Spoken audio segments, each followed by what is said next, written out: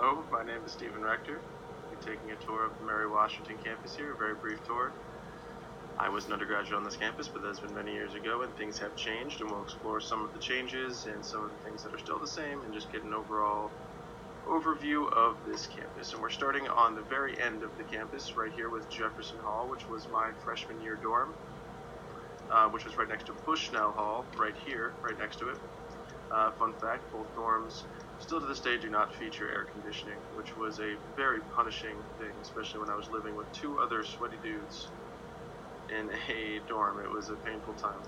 And being an English major, it was very convenient being right next to Combs Hall, right here, which was the primary English and language building. Jefferson Square right out here was a beautiful place for lounging and frisbee and all kinds of things. Ultimately, without the air conditioning, I was still fairly content with where I was. If we move down even further, right here we see the very famous bell tower jutting right out of the ground right there.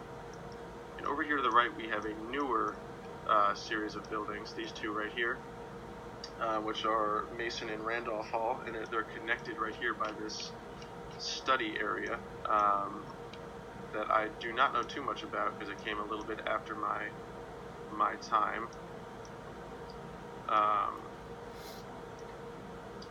But they're newer halls. I believe they're more modern, have air conditioning, all kinds of good amenities, and all that kind of stuff.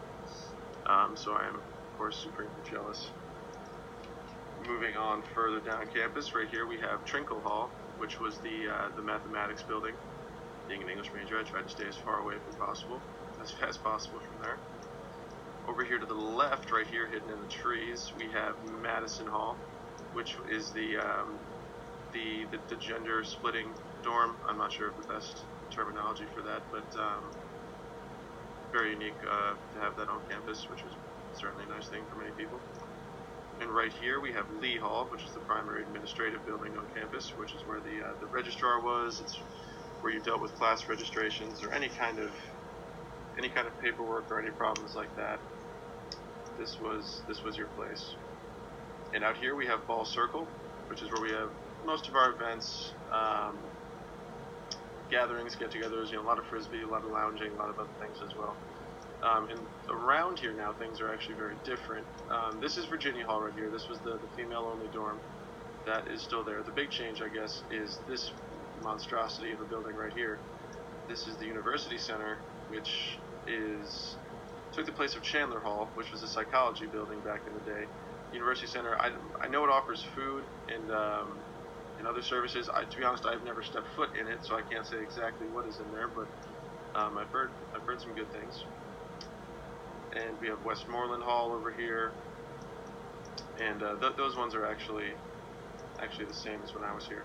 And moving up this way, we have my favorite academic building, which is Monroe Hall, which is the history, political science hall. The inside is just absolutely gorgeous, lots of wood, interesting paneling everywhere. I think it captures the essence of the university really well. Unfortunately, we can't get an inside view. And right here we have the fountain, which became a popular photo opportunity for many students on campus. And right here is Willard Hall, at least I believe it's still Willard Hall, which was the single person living, which I was always very enticed by. And over here, we're going to take a quick detour over to the side here. This is Seekobeck Hall, which was, when I was at the school, the primary location for food. And I believe it's not anymore, or they still offer some level of food, but I know the University Center has taken over more of the food services. And progressing down further this way, we have the Eagle's Nest, which is another food location. Here we have the library. Further down we have the new building, the Convergence Center, which is a very technologically advanced building for any campus, really. Lots of different opportunities to do really interesting things there. If you're a tech person, there's all really this limitless freedom with what you can do over there if you really ask questions and engage with the right people. Here are two more dorms that were here when I first opened. This is Willard Hall and Alvey Hall. I don't remember which one is which. They were both air-conditioned, and that was the big notable point. And over here we have Jepson. This is the science building. Did not spend too much time in there. And this is the gym right here.